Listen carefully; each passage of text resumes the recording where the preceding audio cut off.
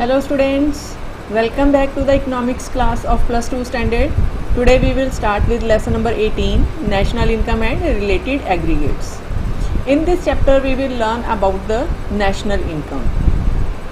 Students, when you people do any work in your own country, suppose you are working as an engineer and your friend is working in the company that is set up abroad, like in USA, and he is earning over there and he is sending his income to their family members in India also. This profit, this income that he is sending back to India and the income earned by you, both are included in national income. So profit earned by the State Bank of India located in England is net factor income from abroad by Indian residents. School fees paid by the students, in the same way house rent allowances paid to the teachers by the school, examination fees paid by the students, payment of bonus to the school employees, purchase of tractors by farmers or the purchase of new goods, subsidized lunch served to the workers in a factory, and durable used goods, free medical facilities to the employees. All these kind of things are, or income or whatever expenditure it is there, all these are included in national income. Any company that is set up abroad, like the agencies of Sonalika, it is set up abroad in Turkey, and income earned by this company, that is a branch that is set up in Turkey, whatever this branch will earn over there, this income will be counted in the Indian national income. So all the above examples that we have discussed in the previous slide are a part of national income. So national income means money value of all the final goods. Which are the final goods? Like tractors are there, buses are there, aeroplanes are there, oil are there, and purses are there, leather shoes are there, number of other things it is there, and the services produced, services like services of a doctors, engineer, teacher, cobbler, are produced within the domestic territory of a country, means in our own country, India, in an accounting year or a financial year like 2020, and net factor income from abroad, whatever the engineers who are working abroad they have earned from there, that will also be a part of a national income. So national income, it is equals to domestic product plus net factor income from abroad.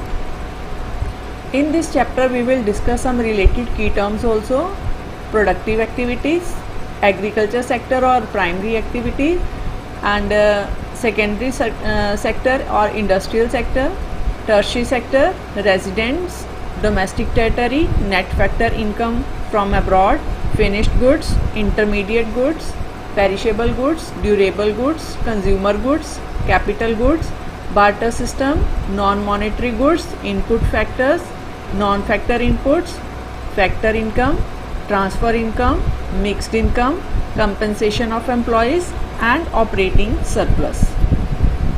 First of all, national income and related aggregates basically measures of productive activities. Students, productive activity means activities done in all the sectors of the economy, like agriculture sector is there, industrial sector is there, and tertiary sector it is there. In the agriculture sector there is a farming and allied activities like fisheries it is there, forestry it is there, rearing it's there, sheep rearing is there, dairy farming it is there. So all these are related to the agriculture sector. And in the industrial sector, like labor is working in the industries for manufacturing the products. So under the industrial sector, manufacturing, coal mining, construction of buildings, roads, dams, bridges, all these comes under the industrial sector. And the tertiary sector like banking, shipping, insurance, all these are the productive activities in all the three sectors of agriculture sector, industrial sector and tertiary sector. Now agriculture sector or the primary sector. In this, production unit exploit the natural resources like farmers working on the land for growing crops with the help of the HYY seeds, high yielding variety seeds, and catching of fishes by the fishermen in the seas, and extracting minerals, animal husbandry, forestry, fishery, sheep rearing, dog rearing, all these are comes under the primary sector or agriculture sector. Industrial sector, this units you know that it converts the raw material into the finished goods. All this happens in the production process in the factories or the industries also, and in the there are different kinds of factories. You can see that Swadeshi mills it is there, and Tata it is there, Tata Motors, Sonalika it's there, Mahindra and Mahindra, Eicher tractors are there. So all these industries work on the raw material so that they can give us the different kinds of products. And factories, construction work also there, power generation, water supply. So this sector mainly depends upon the agriculture sector for raw material. Then in the industrial sector, bakeries are there. Bakeries depends upon the agriculture sector for the getting of wheat, rice it is there.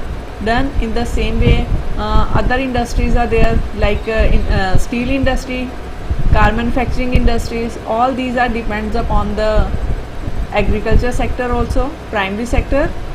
Now next one is tertiary sector.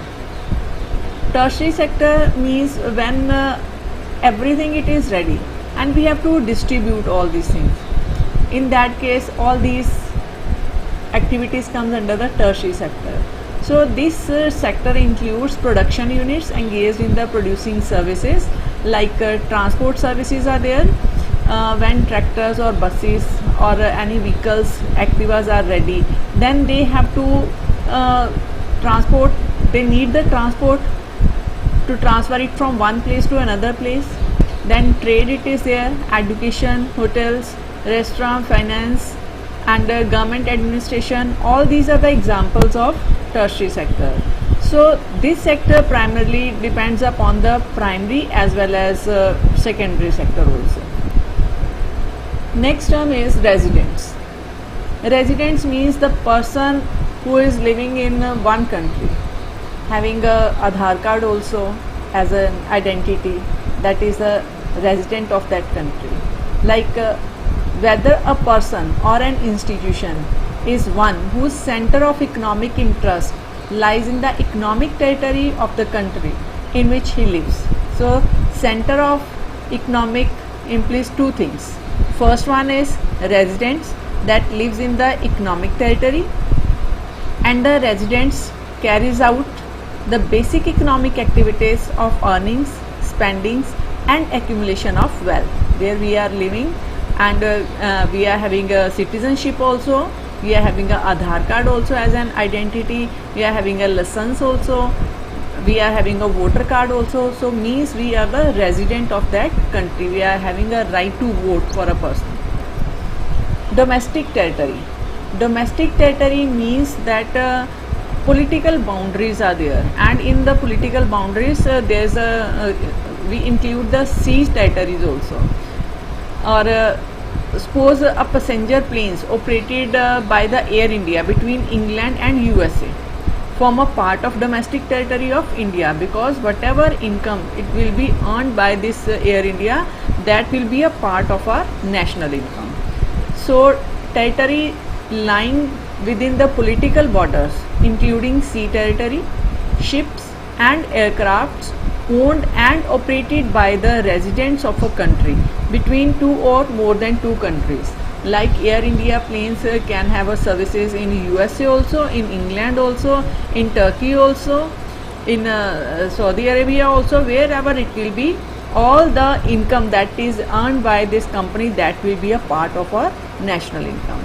Likewise, air services operated by British Airways between India and Japan is a part of the domestic territory of England. Fishing vessels, oil and natural gas rigs and floating platforms operated by the residents of the country in the international waters or engaged in the extraction in areas where the country has exclusive rights of exploitation. For example, you can take the examples like fishing boats operated by Indian fishermen in the international waters of Indian Ocean are a part of domestic territory of India. Embassies, consulate and military establishments, scientific stations, information and immigration offices, aid agencies also are located abroad. So like Indian embassies in USA, Canada, Japan and other countries form a part of the domestic territory of India. Likewise, foreign embassies located in India are a part of the domestic territories of their respective countries. Now we will discuss the categories of national income aggregates. First one is domestic product and then we will discuss the national product. Students, domestic product means whatever income earned from the different kinds of activity, only that will be counted. But in the national product, whatever income earned by the residents of India plus income earned by the Indian residents, those who are working in the foreign institutions, that will also be included. So when it is an income earned from abroad, it is included in our national income, in our domestic territories, that will be termed as a national product. Now domestic product, production activities of all the production units located within the economic territory, like under the agriculture sector, like Agro Foods Limited it is there, Cremica it is there and Maggi it is there, and OCM, ESMA, Tata Birla, Reliance, all these incomes earned by or the production given by these companies, that will be considered as a domestic product, or we can call it as a GDP or NDP. Then now next one is there is a national product. National product means that when the income that is earned from the foreign countries by the Indians, that will also be included in our national income. So domestic product like Atlas Cycles, Honda, Sonalika Tractors, Mahindra and Mahindra is there, Escort, Eicher and MDH Masala it is there, Haldiram, or and other vehicles also, agriculture products, machinery, as well as the provision of the services like healthcare, business, consultancy and education. And gross national product also includes taxes and depreciation.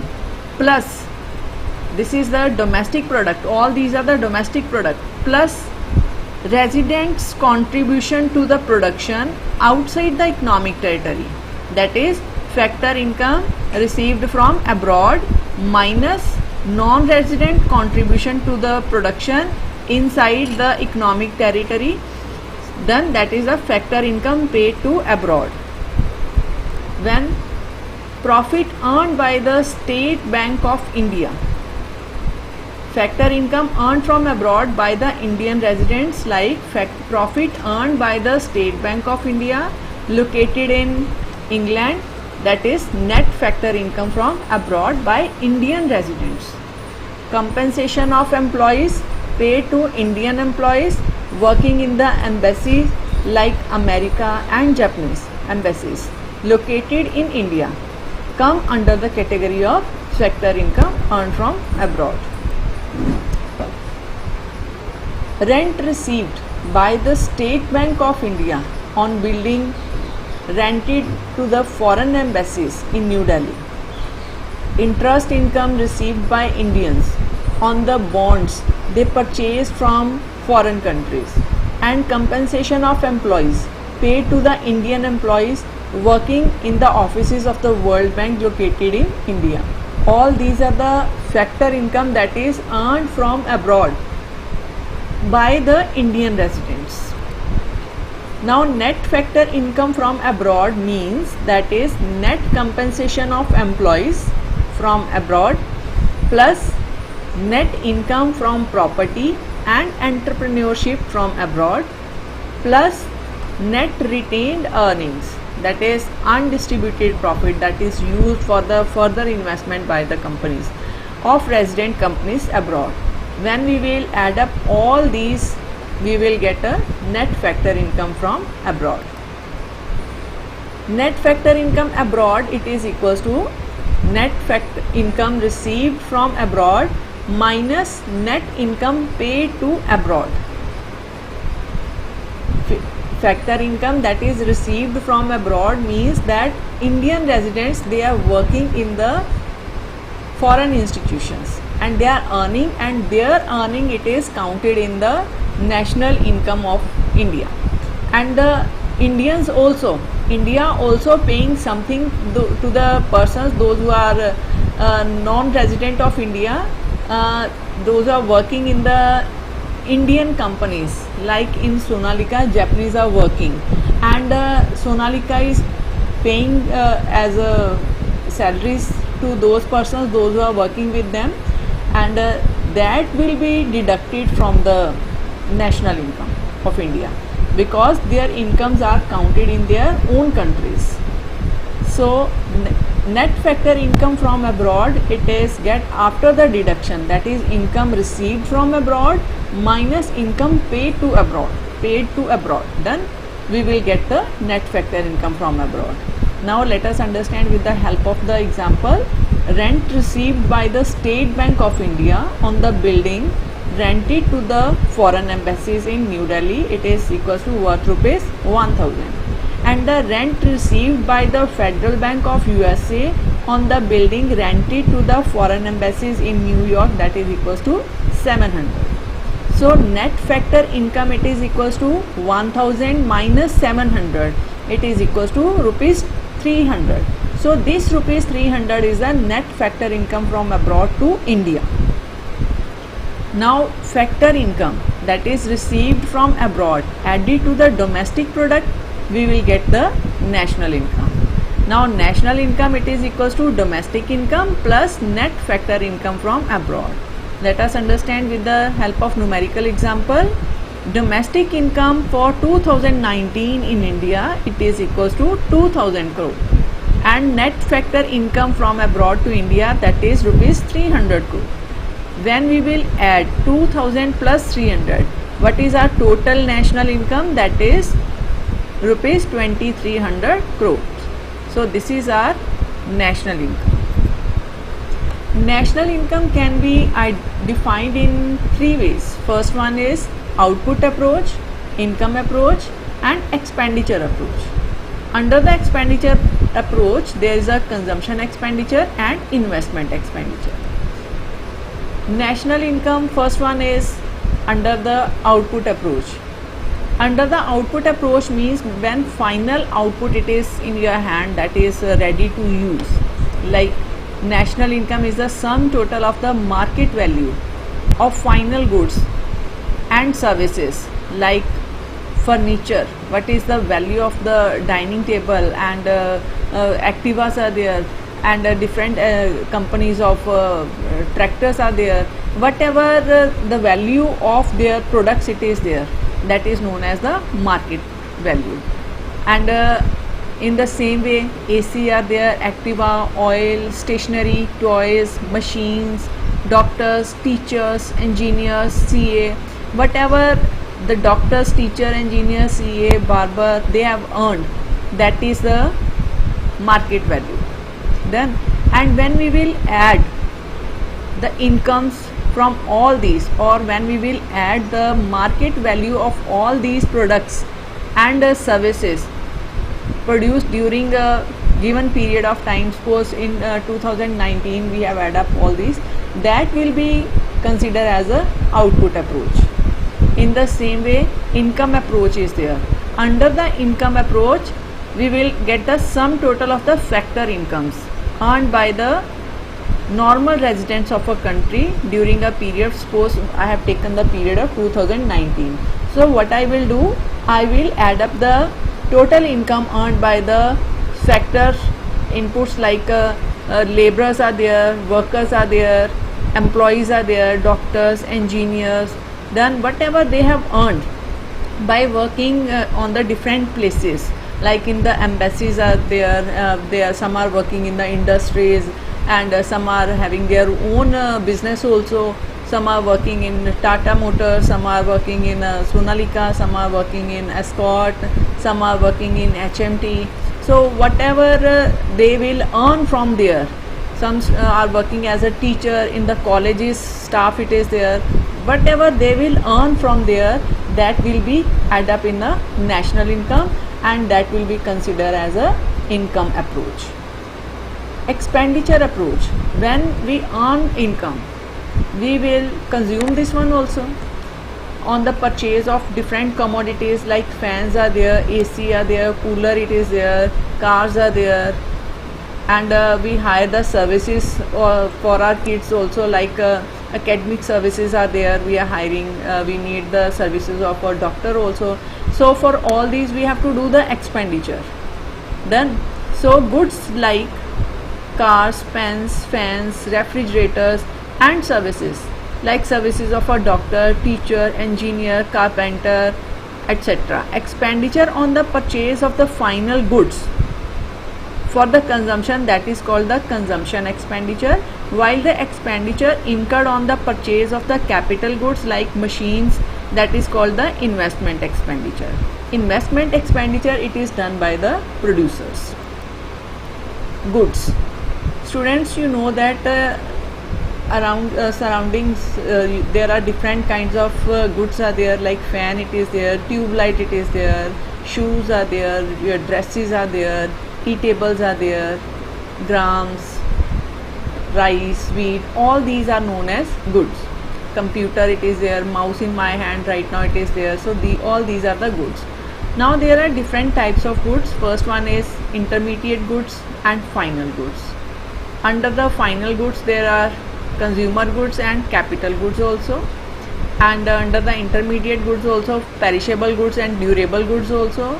Let us understand one by one what is the perishable goods. First of all, students, the things that you can't store for more than 24 hours, that is known as perishable goods. Perishable goods like green leafy vegetables are there, milk and milk products are there, cooked food it is there, fish it is there. So we can't store for a much longer time period all these goods, that's why these are known as perishable goods. In the same way, durable goods are there. Durable goods like wood is there, coal is there, thread, furniture, wheat, rice, pulses, any financial assets are there. All these comes under the durable goods, and we can store these durable goods for a longer period of time. Next we will discuss consumer goods. Again, under the consumer goods, two types of goods are there, durable goods and non-durable goods. Durable goods already we have discussed, that is pulses, furniture, grams, wheat, rice. Non-durable goods, cooked food, green leafy vegetables, fish, milk and milk products. And under the capital goods like steel, rubber, raw gold, machines, that is a part of a production process for the producer, that is known as capital goods. Inputs. Under the inputs there are factor inputs and non-factor inputs. Under the factor inputs, there is a main four factor inputs are there, like land, labor, capital and entrepreneur. Land, we have to pay the rent for hiring the land. For the laborer, hiring the services of a laborer, we have to pay the wages. For the capital, that is machines, if we have taken on a loan, we have to pay the interest also. And entrepreneur for profit. And non-factor inputs like seeds are there, fertilizers are there, diesel, electricity, pesticides used by the farmers. sugarcane for sugar factories, cotton for cotton factories. All these are known as non-factor inputs. Factor income and transfer income. Let us understand first of all what is a factor income. Students, when we hire the labor or hire the land for the production process, or we have taken machines on a loan, so for the hiring the land we have to pay the rent. For hiring the labor we have to pay the wages to the laborers as a reward for their services, and if we have taken loan for the machines we have to pay the interest also, and profit to the entrepreneur. All these are called factor income in the form of rent, wages, interest and profit. Then now income received for providing factor services of land, labor, capital and entrepreneur, and income received by the factors of production for rendering factor services in the production process, included in the national income. Now what is transfer income? Transfer income means when you get the money without any contribution to the national income, or without any services, without rendering any services, you get money, that is known as transfer income. Like old age pension is there, scholarship is there to the students. Old person are not working anything, but government is giving the old age pension for their survival. Scholarship it is there when the students working hard and they are getting a scholarship as an appreciation from the government. Unemployment allowance is also given by the government till the person get the job. Pocket money by your parents, gifts by your relatives or by your parents also, that is counted in the transfer income. So income received without rendering any productive services in return, and it can be received within the domestic territory of a country or from abroad also. If your parents are abroad, settled abroad, and you are in India for your studies also, when they will give you the pocket money, send you the pocket money from abroad, that will be the transfer income. And this one transfer income, it is not included in the national income. The reason is this one: all these incomes are already counted in the national income. As your father's income, it is already counted in a national income, and your pocket money is a part of your father's income. Then in the same way, in the budget already expenditures like how much amount the government has to pay for the old age persons, how much amount should be there, will be there for the scholarship or the unemployment allowances. All these are already counted in the budget as a separate fund. That's why these are not included in national income. Now we will understand the meaning of nominal and real national income with the help of example. First of all, I have taken 3 products like wheat, pens and cell phones, and the base year I have taken 2005 till 2006. Then second column is showing the quantity of wheat, that is 2000 per kg at a price rupees 6, and pens, that is quantity 5000 and the price per pen is rupees 4, and the 100 cell phones are there with the price rupees 1000 each cell phone. And we have to calculate the value of output in the base year, that is Q multiplied by P. 2000 multiplied by 6 will give you 12,000, 5000 multiplied by 4 will give you 20,000, and 1000 multiplied by 100 will give you 1 lakh. And this is the total output for the 2005 till 2006 year, financial year, and the total it is valued 1,32,000. Done. Now we will calculate the values in 2007 and 2008. Quantity, that is 2000, and price it is for wheat rupees 7 per kg, and pens it is quantity 5200 and price it is 4.5. Again, quantity for cell phones increased to 110 and price it is increased to 1100 per cell phone. When we will multiply this Q1 new quantity and new price, we will get for wheat 14,000 value of output at the current prices. In the 2007 and 8, what is the value of prices? That is this one, and the quantity is this one.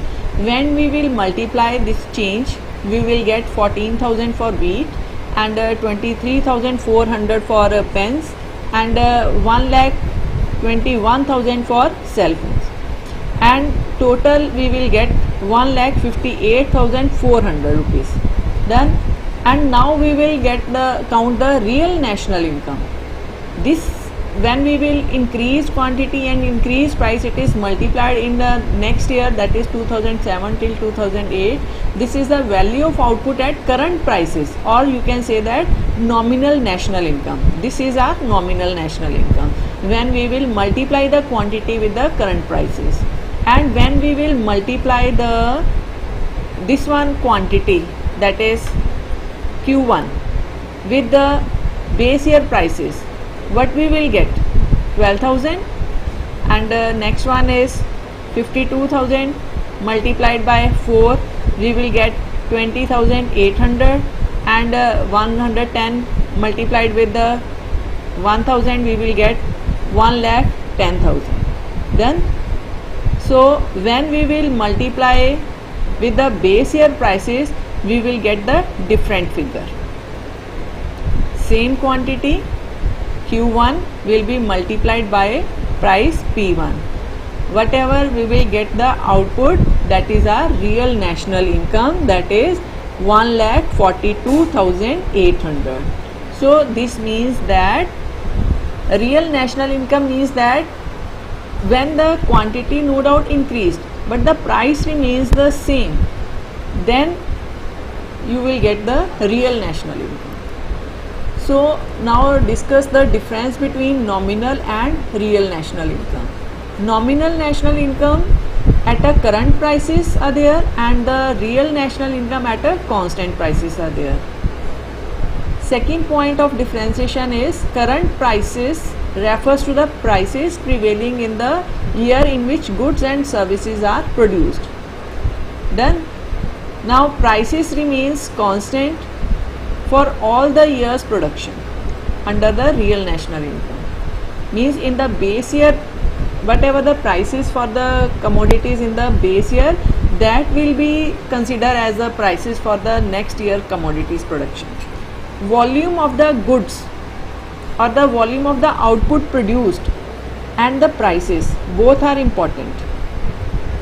Value of national income at constant prices changes only because of change in the volume of output produced during the year, and under the nominal national income changes either when overall price level changes or when the actual volume of output of goods and services changes, or when both changes simultaneously. Now we will discuss the conversion of monetary or nominal income into real income. So let us understand it with the help of an example. Real national income or national income at constant prices, that is equals to national income at current prices divided by the current price index multiplied by 100. If in 2001 national income it is rupees 1000 crore and in 2007 till 8 it is rupees 2000 crore at the same current prices. Now if the price index rises from 100 to 250 during the same period, then national income at current prices can be, current prices that is 250, can be converted into the real national income as under, that is national income at current prices, that is 2000 given, and 250 that is the current prices, that will be multiplied by 100. You will get rupees 800 crore. So here national income at current prices has been doubled from 1000 to 2000 crore, but the real national income is decreased from 1000 to 800 crore. See the difference. So this is the way to conversion of monetary or the nominal income into the real income. Now question arises that can national income at constant prices be greater than national income at current prices? Is it possible? Yes. When it is possible, students, already we have discussed the base year prices and the current year prices. When the current year prices, this is our current year prices, this one is low as compared to the base year prices. See, the current year prices of 2007 and 8 is 5, 3 and 900, while the base year prices it is 6. 6 is more than 5 current year price, and 4 is base year price, 3 is current year price. From here you can see that current year price it is lesser than the base year price, and the output of goods and services remains unchanged. You can see here output of goods and services remains unchanged, 2000, 2000, 5000, 5000, 100 and 100. Done. And when current output is less, current output it is less, as in the base year current output it is 12,000 and in the current period output it is 10,000. Then the base year output, then price index remaining the same. In that case we can say that national income at constant prices be greater than the national income at current prices. National income deflator. Nominal national income divided by the national income, that will be multiplied by 100.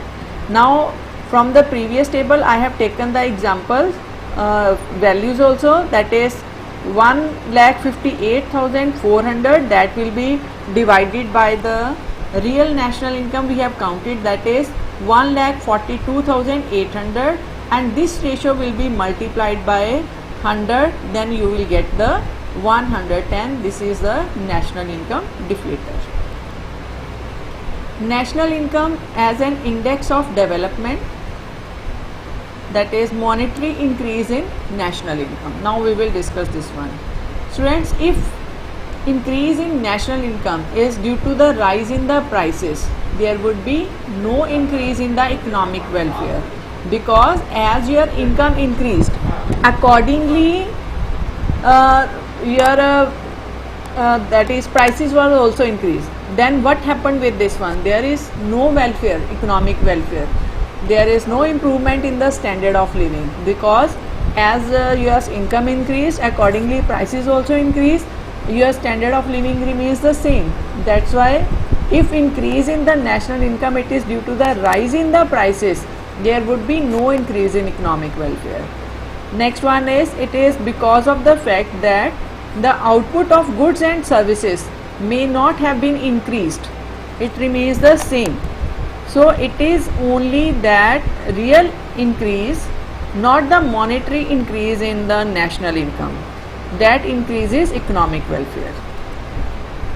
Distribution of national income. Suppose in the year 2008 till 2009, an imaginary economy had 2000 individuals with per capita earnings of rupees 100. The national income was rupees 2 lakh in 2008 till 2009.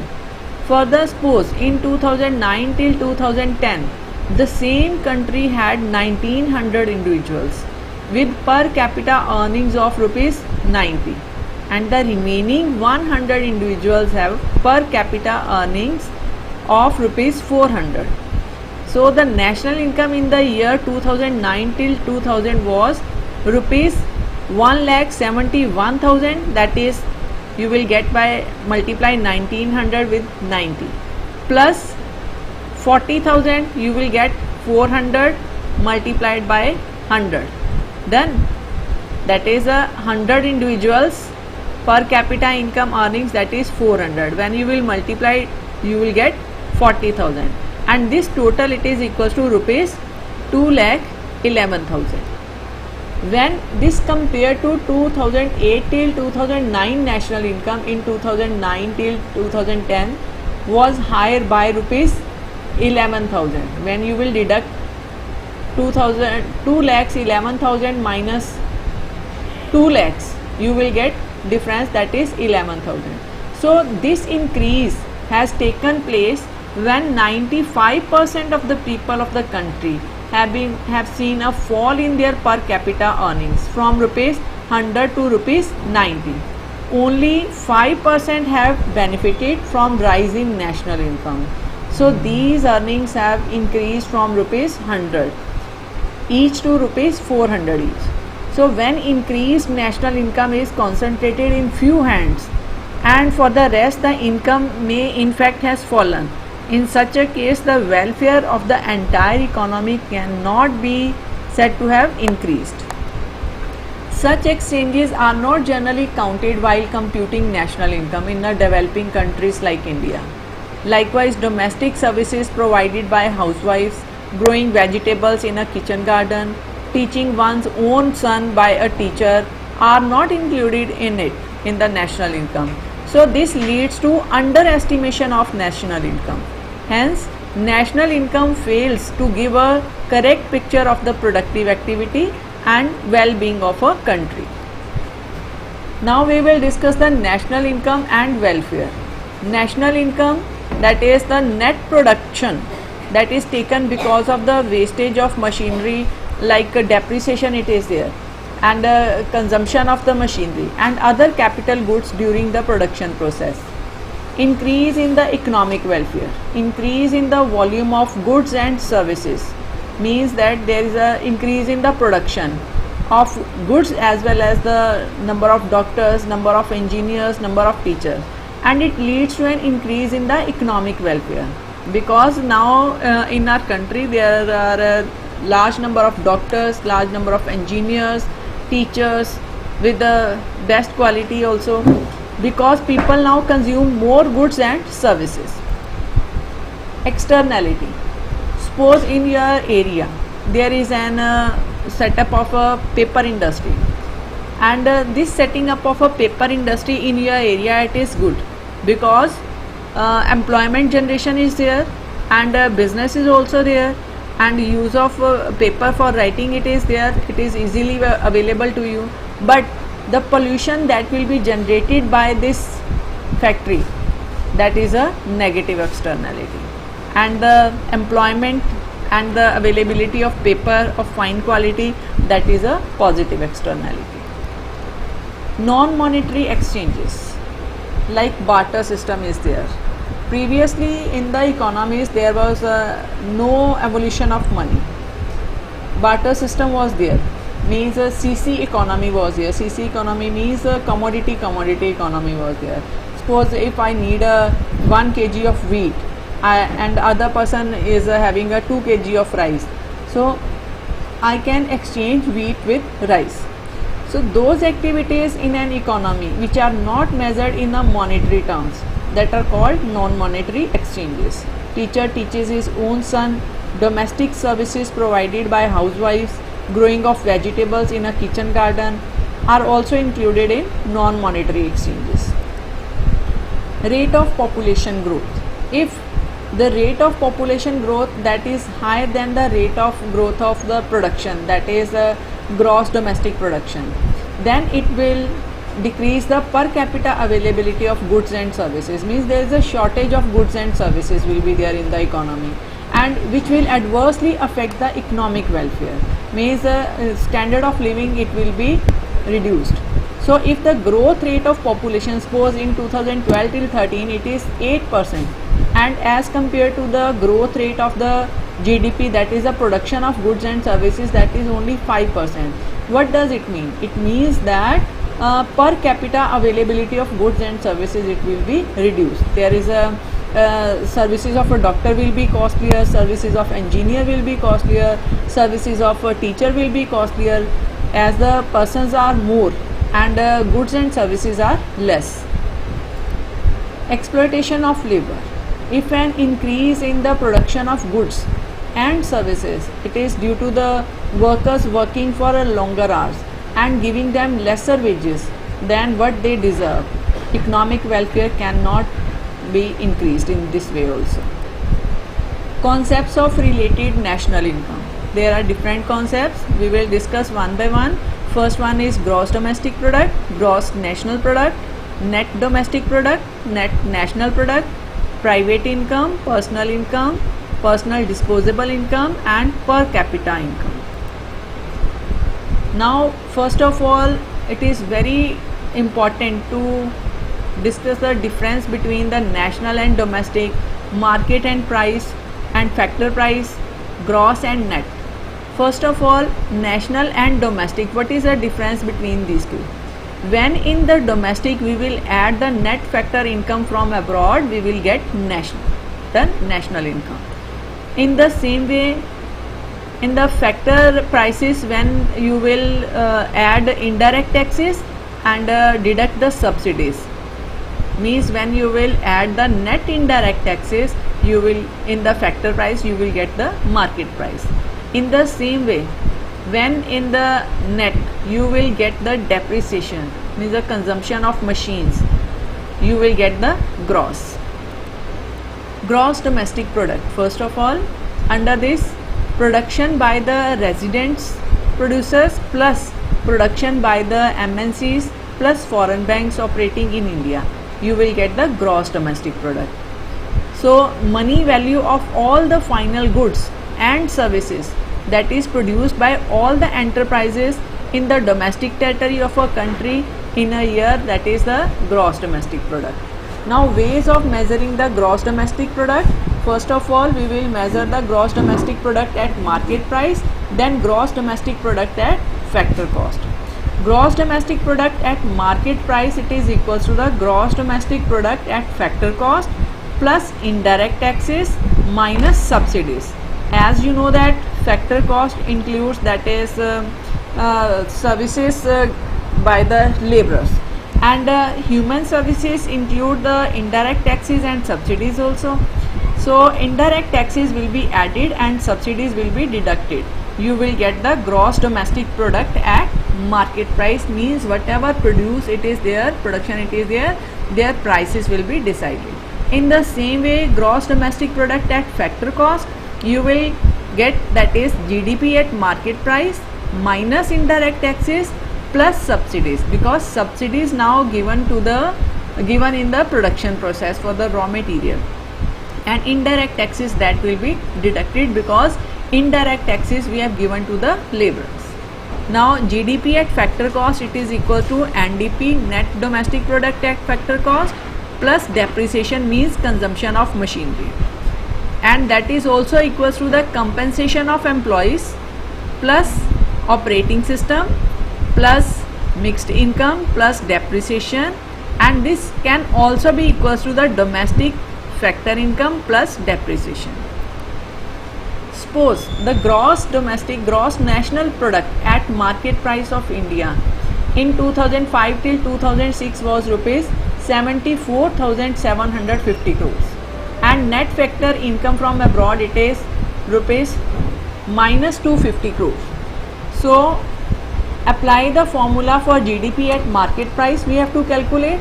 It is equals to GNP, that is at market prices minus net factor income from abroad. Put the values for GNP at market prices, that is 74,750 minus net factor income from abroad, it will minus plus, you will get the value rupees 75,000 crore for GDP at market price. Second example, given the following information, we have to calculate GDP at factor cost. What is given here? NNP at market price, net factor income from abroad given, consumption of the fixed capital, means depreciation it is given, indirect taxes are given, and subsidies are given. Now apply the formula to calculate the GDP at factor cost, that is first of all NNP at market price value minus net factor income from abroad plus consumption of fixed capital, that is depreciation, minus indirect taxes and minus subsidies are there. So you will get rupees 33,530 crores. Now we will calculate the gross national product. Students, gross national product, that is the production by the resident producers and producers by the MNC plus foreign banks operating in India plus net factor income from abroad. Under the net factor income from abroad, there is a net compensation of employees from abroad, those who are working in the foreign countries institutions or the organization or industries, plus net income from property and entrepreneurship from abroad, the persons who are having their property abroad, plus net retained earnings of resident companies abroad. Then now market value of all the final goods and services produced by the normal residents, whether within a country or from abroad, all the income that will be added up, you will get the gross national product. Now ways of measuring, we will discuss gross national product at market price and gross national product at factor cost. Formula we have given for the gross national product at market price, it is equals to gross domestic product at market price plus net factor income from abroad, and the gross national product at factor cost, it is equals to gross national product at market price minus indirect taxes plus subsidies. Suppose the gross domestic product at market price of India in 2005 till 2006 was rupees 75,000 crores and net factor income from abroad was rupees 200 minus 250 crores, and we have to calculate gross national product at market price. So gross net product at market price, it is equals to gross domestic product at market price plus net factor income from abroad. After putting the values, you will get the gross national product at market price. Now we have to calculate GNP at factor cost. With the given information, we have given GNP at market price, indirect taxes we have given, net factor income from abroad we have given, and subsidies are also given, consumption of fixed capital, that is depreciation, also given. To calculate GNP at factor cost, we have to apply the formula GNP at market price minus indirect taxes, because market prices are there, so indirect taxes will be deducted, plus subsidies because it is for the production. Now put the values, you will get the GNP at factor cost, that is 4,000. Next topic is net domestic product. Under this indicates the net availability of final goods as it excludes the depreciation. When you will deduct the depreciation from gross, you will get the net, and this will give the true picture of the net flow of goods and services in a country. Now what are the ways for the measuring of the net domestic product at market price and net domestic product at factor cost? Net domestic product at market price, it is equals to the gross domestic product at market price minus depreciation. Depreciation means the consumption of fixed machinery, and this one can be calculated in another way also, that is net domestic product at market price, it is equals to net domestic product at factor cost plus indirect taxes minus subsidies. Because factor cost is there, so taxes are related to the labor also, so factor cost and subsidies will be deducted because subsidies are added to the market prices. And net domestic product at factor cost, it is equals to net domestic product at market price minus indirect taxes plus subsidies. Given the following information, we have to calculate the net domestic product at factor cost. What is given to us? Net domestic product at market price, it is equals to rupees 25,900. Indirect taxes are given, subsidies are given. Now apply the formula for net domestic product at factor cost. It is equals to net domestic product at market price. Now market price we have given net domestic product, so we will deduct the indirect taxes and subsidies we have to plus here. Add up the subsidies. Now after calculations, 25,900 for net domestic product at market price minus 1200 plus 350 subsidies we have to add. Then we will get the answer, that is rupees 25,050 crores NDP at factor cost. Now next numericals for the net domestic product at market price. For this we have given GDP, that is gross domestic product at factor cost, rupees 55,000, state subsidy, that is 2100, indirect taxes 4400, consumption of fixed capital, that is depreciation rupees 2500, export and import it is given. And now apply the formula for the calculation of net domestic product at market price. We have given GDP at factor cost minus state subsidy minus indirect taxes and minus depreciation, it is their consumption of fixed capital, and plus indirect taxes. Indirect taxes, the factor cost we have to add it, and you will get the answer, that is 54,800 crores. Now classification of domestic product or the income, that is net domestic product at factor cost. It is generated in public sector also and in private sector also. Main parts of the domestic product, that is income from the domestic product accruing to the private sector, that is compensation of employees, rent, interest, mixed income and profit. And next one is income from the domestic product accruing to the public sector, also known as a surplus of the public sector. Now what is the compensation of employees? Students, wages given to the laborers, salaries to the permanent staff, employees contribution to the social security schemes, and under the rent we include the imputed rent, rent for the use of land for rent for our own land, that is the imputed rent. Interest it is there, then you have purchased the machinery or building on a loan, you have to pay the interest for that. Mixed income is there, profit it is there, dividend, under the profit we will discuss dividend, undistributed profit, that is retained earnings, and corporate tax. Components of factor income. First one is mixed income, net factor income from abroad, compensation of employees and operating surplus.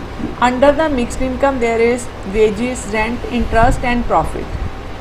And under the net factor income from abroad, that is net compensation of employees from abroad, and net income from property and entrepreneurship from abroad, and net retained earnings, that is undistributed profit of resident companies abroad, and net factor income from abroad by the normal residents minus net factor income of the non-resident of the domestic territories will give you the net factor income from abroad.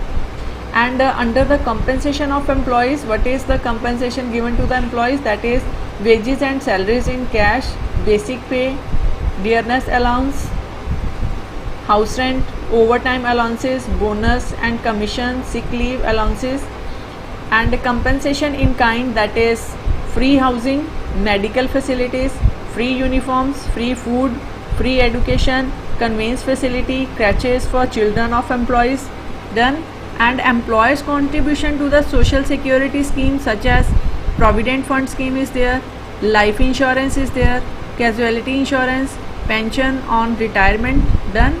And under the operating surplus, income from property, that is rent, interest, royalty, and income from the entrepreneurship, that is profit, it is equals to the profit, that is dividend, corporation tax, that corporation tax means when the industries deposit 30% of their total profit to the government, that is known as a corporation tax, and undistributed profit, that is retained earnings.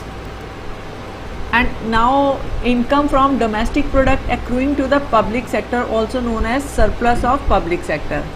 First one is, under this we will discuss income from property and entrepreneurship accruing to the administrative department, and the savings of non-departmental government enterprises.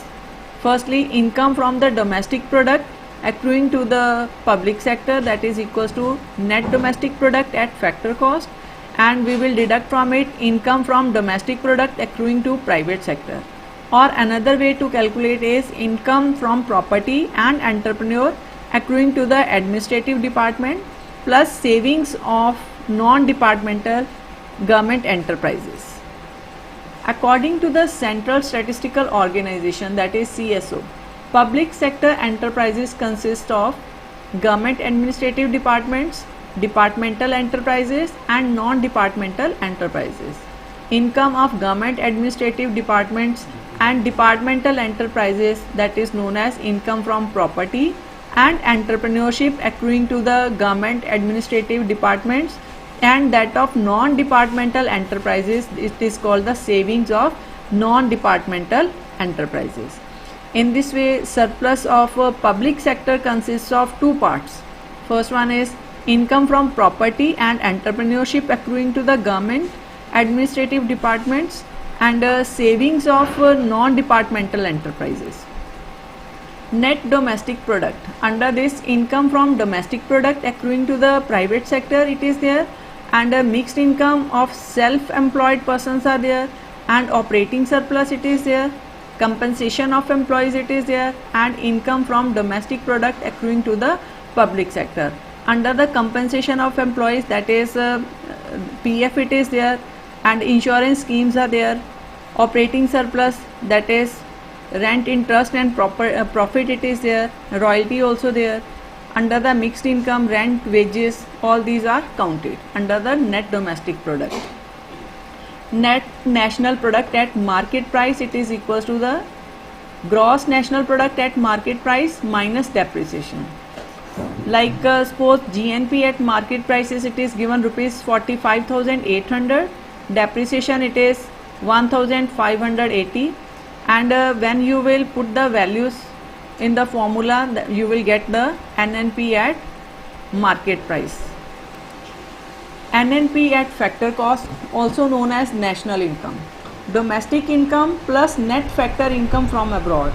Suppose we have to calculate net national product at factor cost from the following data, that is wages and salaries are given rupees 8,720, and rent also given, interest given, profit given, and net factor income from abroad also given in negative terms.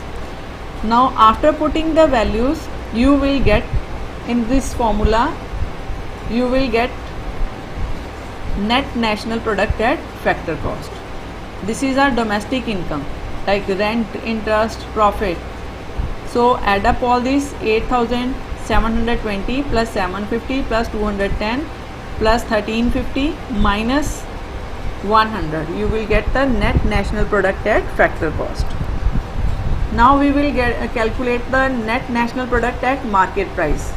When we have given net domestic product at market price, net factor income from abroad, you will get the net national product at market price by adding net factor income from abroad in the net domestic product at market price. Differentiation between the national income, that is net national product at factor cost, and domestic factor income.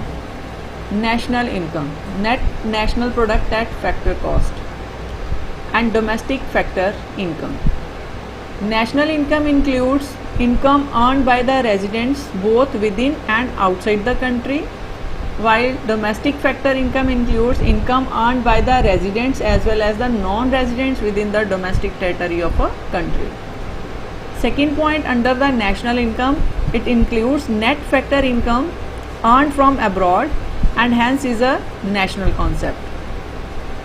While under the domestic factor income does not include net factor income earned from abroad, so it is a domestic concept.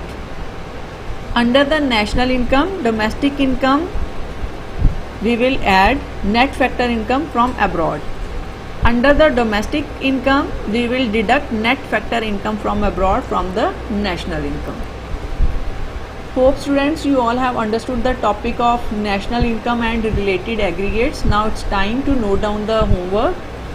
Define the following terms with example: national income, domestic product, national product, residents, net factor income from abroad, production activity, intermediate goods, final goods, perishable goods, durable goods, factor income, factor inputs, and non-factor inputs. Now cross questions are also there. Identify the productive and non-productive activity from the following, like Rafael deal, purchase of ventilator machine, purchase of ECG machine, purchase of Sukhoi weaving machine, military armaments, tractors, combined aeroplanes, and hospital building. Done. Now next question is differentiate with examples between productive and non-productive activity. Define the term indirect tax and factor cost with examples. What is the impact of indirect taxes on prices? Why factor cost does not include indirect taxes?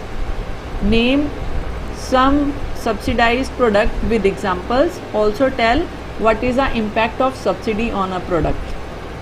Explain the basic difference with examples between national product and domestic product.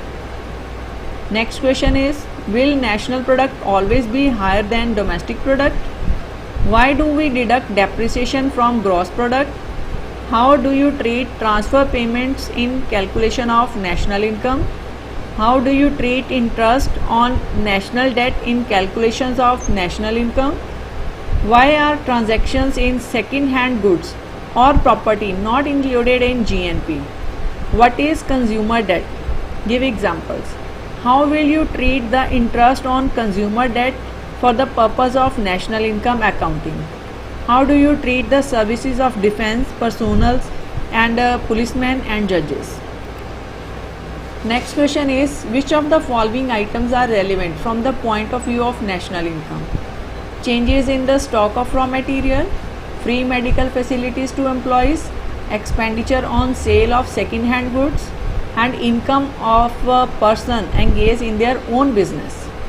Next question is, how are the following treated while estimating the national income?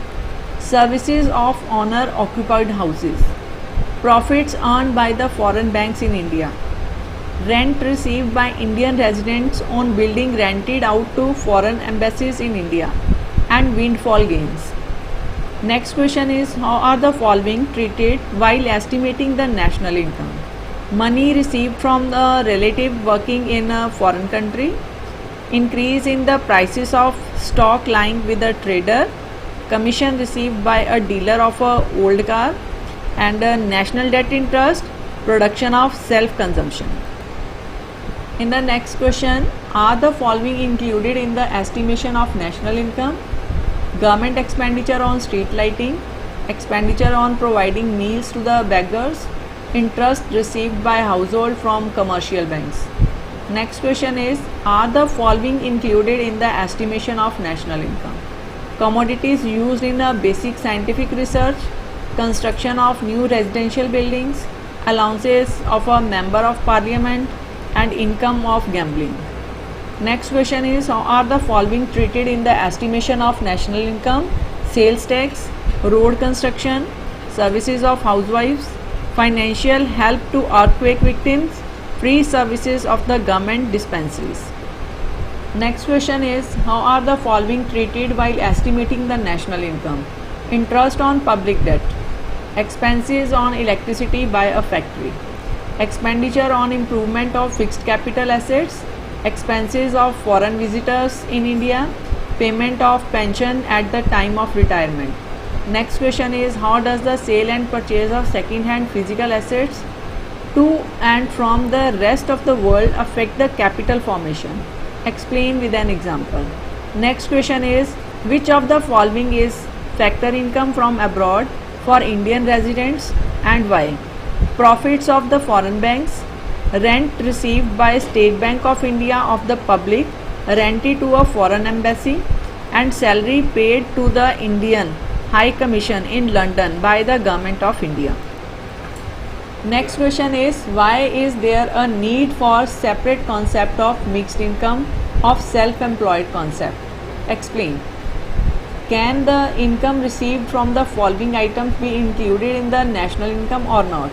Income of actors, singers and dancers, income from lotteries, income of commission agents or brokers, scholarship, bonus, subsidies, capital loss, interest paid by one firm to another, gifts from abroad, medical facilities to the government employees, unemployment allowances, death duties and gifts, household inventories, depreciation or the construction of fixed capital. Next question is, how are the following treated in the national income? School fees paid by students, house rent allowances paid to the teachers by school management. How are the following treated in national income? First one is pocket money received from parents, examination fees paid by students, payment of bonus to school employees, income tax, change in stocks and corporation tax. Next question is, why are the following not included in estimation of national income? First one is purchase of second hand machine from a domestic firm, purchase of new shares of domestic firm, scholarship to students by the government. Next question is, why are the following not included in national income? Wealth tax, indirect tax, old age pension. Next question is, will the following be included in national income? Give reasons. Gift tax and scholarship given by the government to poor students. Now point out the problems related to the valuation of changes in the stocks. Will the following factor income be included in the domestic factor of India? Give reasons for your answer also. First one is profit earned by a branch of foreign bank in India, rent received by an Indian resident from the Russian embassy in India, compensation of employees to the residents of Japan working in the Indian embassy in Japan, profits earned by a branch of State Bank of India in England. Next question is, how will you treat the following while estimating national income in India? First point is dividend received by an Indian from his investment in shares of foreign company. Second point is money received by a family in India from relatives working abroad. Next is interest received on loans given to a friend for the purchasing a car. Next question is, give reasons, explain how the following are treated in the estimating national income. Wheat grown by a farmer but used entirely for family's consumption. Next question is, earnings of the shareholders from the sale of shares, expenditure by government on providing free education. Next and last question is, give reasons, explain how the following are treated in estimating national income. First point is payment of fees to a lawyer engaged by a firm, rent-free house to an employee by an employer, and purchases of foreign tourists. Done students, hope you all will solve the questions given here, and please go through the links on the YouTube also for more clarity. Thank you for listening and complete your work in your fair copies also. Thank you.